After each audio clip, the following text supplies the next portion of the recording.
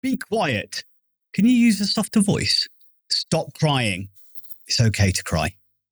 Same situation, same goal. But the difference between these phrases is the difference between control and connection, between shutting somebody down and opening them up. In this episode, we're exploring why words matter in classrooms, care homes, and conversations at home, and how what we say can either build trust or break it down. If you are caring for someone else, whether paid or unpaid, and no matter how many hours you do it, did you realise that you may be missing out on thousands of pounds of discounts for things that you may use every day? The Able to Care podcast is proud to be sponsored by the UK's #1 carers card.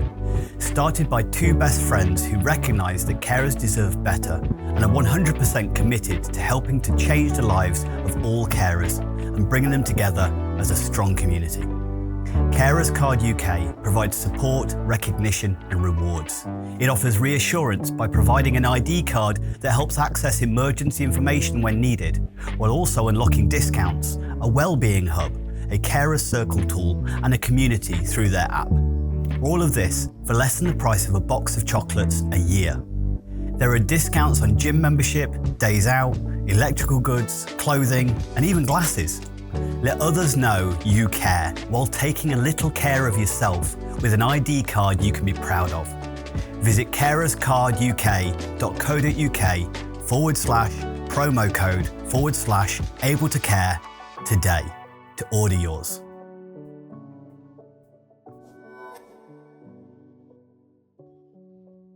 Hello and welcome to the Able to Care podcast. I'm your host, Andy Baker, and today we're talking about why words matter, how the words we choose can either connect or correct, and how small shifts in language transform behaviour, relationships, and emotional safety.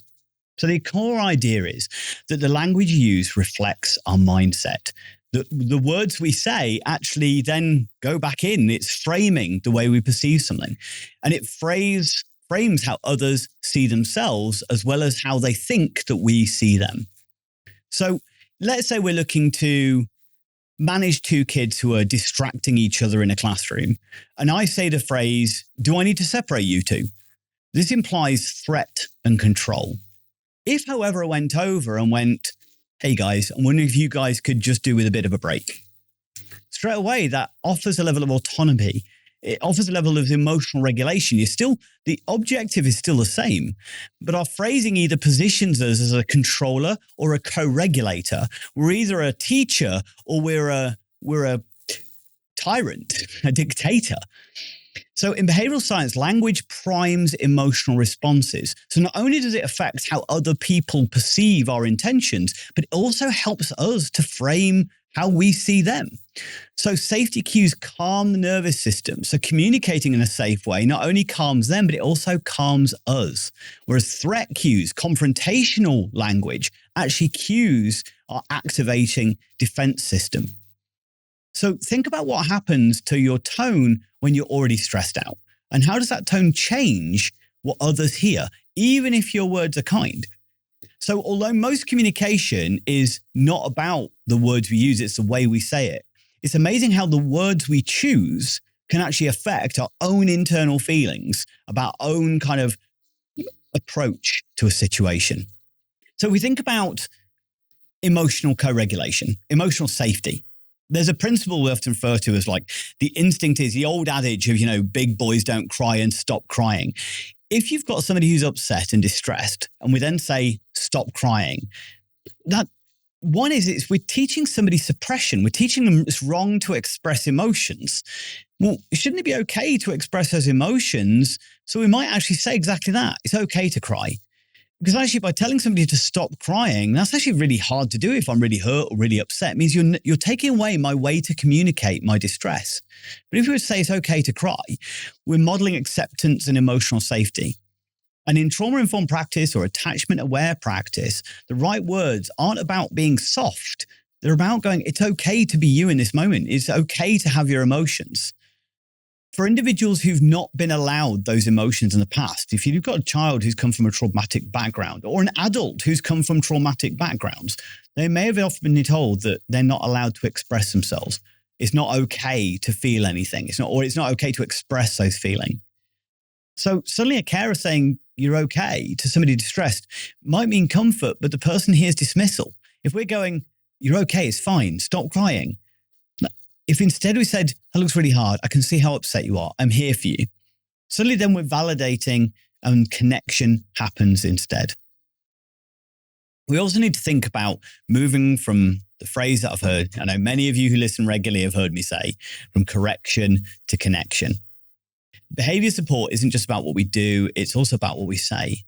So if I'm feeling frustrated and I'm then telling to a person, right, I told you this yesterday or explained this yesterday, maybe rather than putting the emphasis on them not understanding or being defiant, maybe we need to turn this back on ourselves and go collaboratively. Hey, how can we help you to understand this? Maybe I didn't communicate it in the right way. Maybe I need to show you in a different way. So maybe we can express that clearly in what we say with something along the lines of, maybe I can show you another way. By changing it over to positive phrasing, that doesn't mean we're being permissive. We're still setting our boundary. We're still saying our expectation. It's being purposeful, but it turns behavior management into relationship building. It's, hey, let's see if we can figure this out. Okay, I went through this with you yesterday, but obviously it hasn't quite got in, or we're still not quite getting it. So let's see if we can find a different way of looking at this. So you can see there's suddenly this collaboration rather than this frustration. And again, think about as you say those words, how are they going to change the way you feel in that moment? We can also use our language as a way of looking at resilience.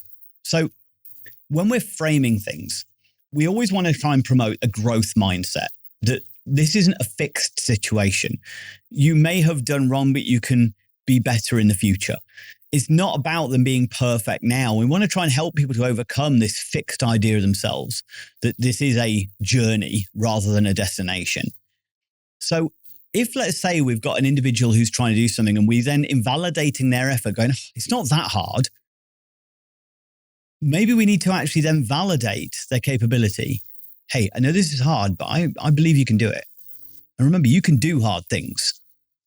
The you can subtly changes that mindset towards what they're approaching. The every you can moment plants belief in themselves rather than a disbelief of belittling their feelings, belittling the fact that they're finding it difficult. And that's counterintuitive, isn't it? Because maybe going, if it's not that hard, we think that then they should overcome that challenge. But what we're not doing is making the situation easier. We're just invalidating their effort. We're just saying that they should find that easy, but they're not. And therefore, that's going to lower their self-esteem. Instead, we need to build mastery. You can do this. It may take us a little while, but don't worry. One step at a time. Let's figure this out. Instead of that teacher kind of mentality, we're almost moving into team leader. When we frame difficulty as doable, we create brave learners and resilient carers.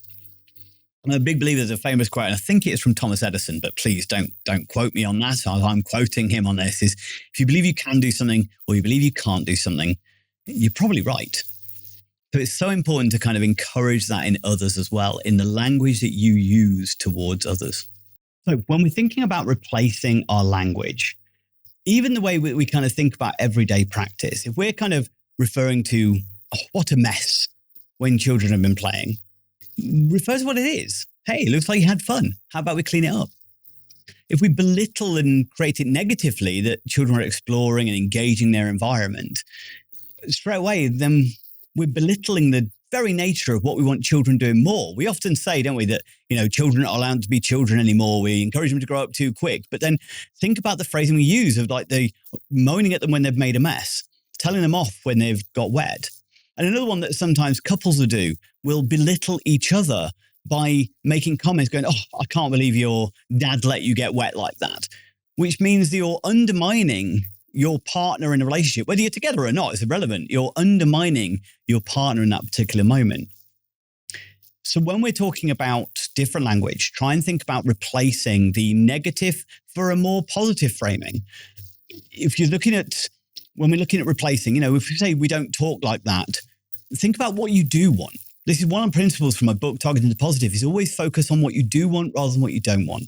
If you're saying we don't talk like that, don't be rude, don't be aggressive, don't swear, but instead, what do you want? So please use kind words. Don't say, don't shout, just go, please lower your volume. Thinking about, again, when we're reframing whatever we're saying, we need to be mindful of the language you use. Your words matter.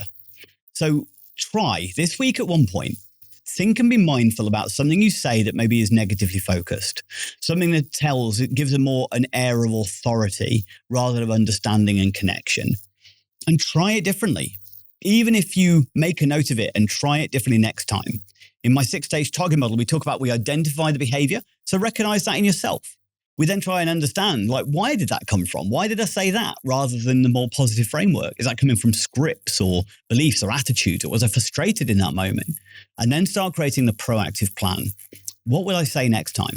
How could I change this language to be more connected to the person, to be more collaborative, to be more approachable, to build trust? Hopefully you find this useful and you can then come back and say how it worked for you. But how did it feel saying it? And what was the reaction or the response? Was it different for the other person? So if we think about every phrase we use is a potential seed, and you can either plant fear or you can plant safety. Our words teach people how safe they are with us and how capable they are within themselves. So words matter because they build the bridges behaviors walks across.